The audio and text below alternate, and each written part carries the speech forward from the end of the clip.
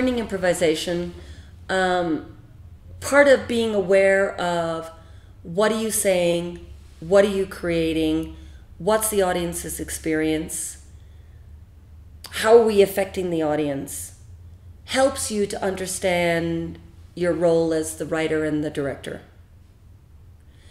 If our focus is only me in the scene, well, then that's all you're going to learn, right?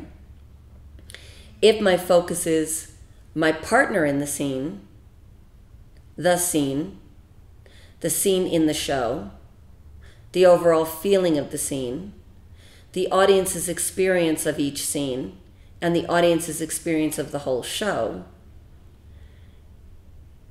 it's a different concept.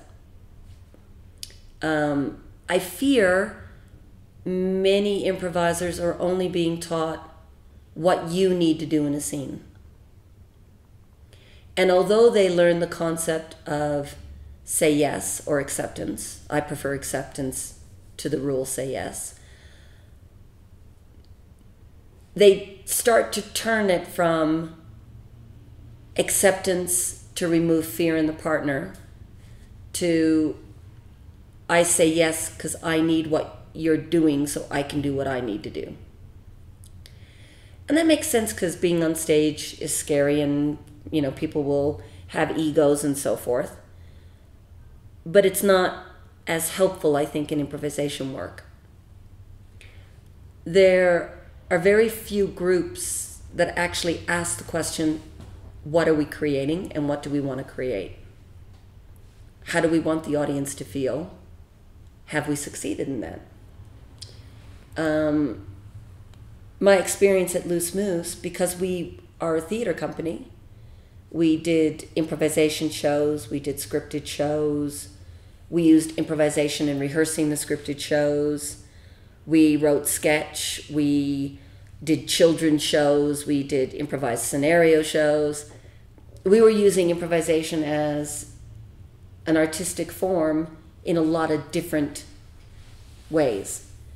So that helps develop your awareness of how are we putting the play together? How are we putting this show together? What's happening in the audience?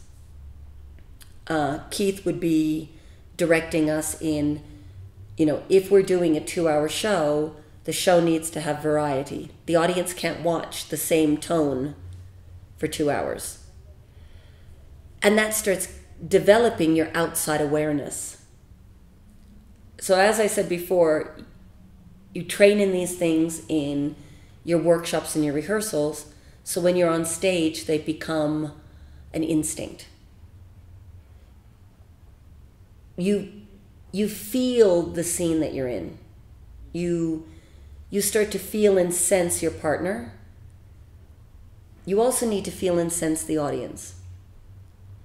And I think, you know, actors who are really available, be it improvisation or script, feel that. They know that if they move their hand, they can see the whole audience go and look at the hand.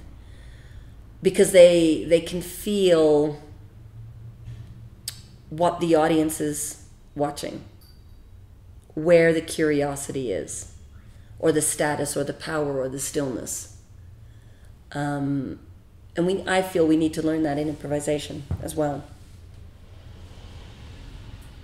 When you're creating a show, if you're creating a format, you should be thinking of it from your artistic point of view and what you want the audience to experience. And you should be having conversations in the rehearsal room as the actor and the director. If you're only putting things together as an actor, you're losing a lot of possibility. There's a lot of questions you're not asking yourself that help you achieve what you want to do.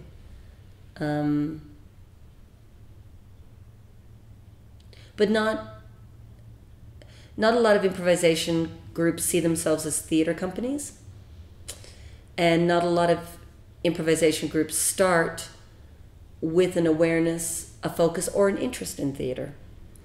So I'm talking about a type of work that's particular. Not all improvisation is comedic. That said, in theater, there's comedy. What I mean is not all improvisation has to solely be comedic.